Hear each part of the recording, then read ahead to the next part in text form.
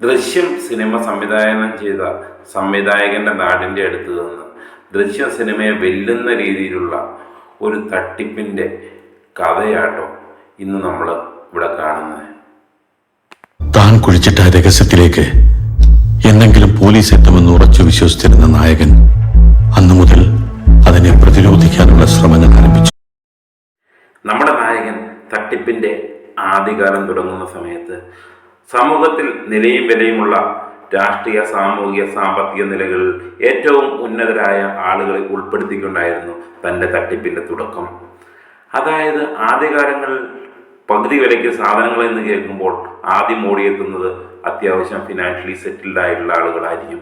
അങ്ങനെയുള്ള ആളുകൾക്ക് സാധനങ്ങൾ കറക്റ്റ് സമയത്ത് കൊടുത്തില്ലെങ്കിൽ അവർ പ്രശ്നമുണ്ടാക്കി കഴിഞ്ഞിട്ടുണ്ടെങ്കിൽ നായകൻ പെട്ടെന്ന് തന്നെ അകത്താകും എന്ന് നായകൻ അറിയാം. അതുകൊണ്ട് നായകൻ അങ്ങനെയുള്ള ആളുകൾക്ക് പെട്ടെന്ന് സാധനങ്ങൾ എത്തിച്ചു കൊടുത്തു. അങ്ങനെയുള്ള ആളുകൾക്ക് പെട്ടെന്ന് എത്തിച്ചു കൊടുത്തു കഴിഞ്ഞപ്പോൾ സ്വാഭാവികമായിട്ടും അത് താഴേക്കിടയിലേക്കുള്ള എല്ലാ ആളുകളിലേക്കും ഈ നായകൻ ഇങ്ങനെ ഒരു നല്ല കാര്യം ചെയ്യുന്നുണ്ട്. ഈ നായകനിലുള്ള ഒരു വിശ്വാസം ജനങ്ങളിലേക്ക് ഊട്ടിയുറപ്പിക്കുന്നതിന് വേണ്ടി നായകന് സാധിക്കും. അതിനുവേണ്ടി രാഷ്ട്രീയ, സാമൂഹിക, സാമ്പത്തിക നിലകളിൽ പ്രശസ്തരായ ആളുകളെ കൂട്ടുപിടിച്ചുകൊണ്ട് അവരുടെ ചിത്രങ്ങൾ സഹിതം പരസ്യപ്പെടുത്തുന്നതിന് നായകൻ എപ്പോഴും ശ്രമിച്ചുകൊണ്ടിരുന്നു. അപ്പോൾ സ്വാഭാവികമായിട്ടും ആളുകൾക്ക് വിശ്വാസമായിക്കൊണ്ടിരുന്നു.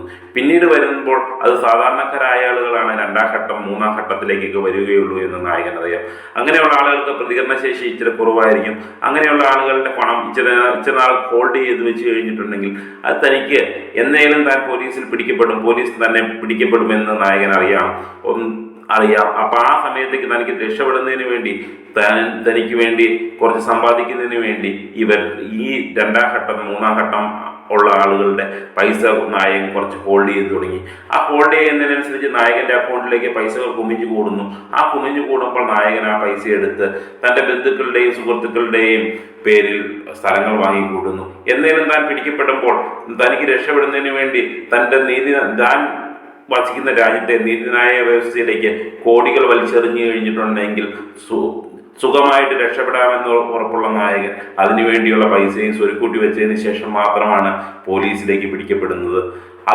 ആ പോലീസിൽ പിടിക്കപ്പെടുമ്പോഴും നായകൻ വീണ്ടും ബുദ്ധിപരമായൊരു നീക്കം നടത്തുകയാണ്. ഇനിയും തനിക്ക് ഇതുപോലെ തട്ടിപ്പ് നടത്തി ജീവിക്കണമെങ്കിൽ തൻ്റെ ഇപ്പോഴത്തെ പഴയ ലുക്ക് കണ്ടു കഴിഞ്ഞിട്ടുണ്ടെങ്കിൽ ആ ലുക്കിൽ പോയി കഴിഞ്ഞിട്ടുണ്ടെങ്കിൽ തന്നെ ആളുകൾ പെട്ടെന്ന് തിരിച്ചറിയുമെന്ന് ഉള്ളതുകൊണ്ട് നായകൻ പതിയെ നായകൻ്റെ ലുക്കെല്ലാം മാറ്റി ഒരു പ്രത്യേക ലുക്കിലേക്ക് നായകൻ മാറുകയാണ് ചെയ്യുന്നത്. ആ മാറിയതിന് ശേഷം ഇനിയാണേലും ഒരു പുതിയ തട്ടിപ്പ് ജയിലിലിരിക്കുന്ന സമയത്ത് നായകന് പുതിയ തട്ടിപ്പുകളെ കുറിച്ച് പ്ലാൻ ചെയ്യാൻ സാധിക്കും. ആ തട്ടിപ്പുകൾ പ്ലാൻ ചെയ്ത് പുതിയ ലുക്കില്, പുതിയ ഭാവത്തില്, പുതിയ രൂപത്തിൽ വീണ്ടും ഇറങ്ങി വന്നു കഴിയുമ്പോൾ നായകൻ അറിയാം നമ്മുടെ മലയാളികളാണ്.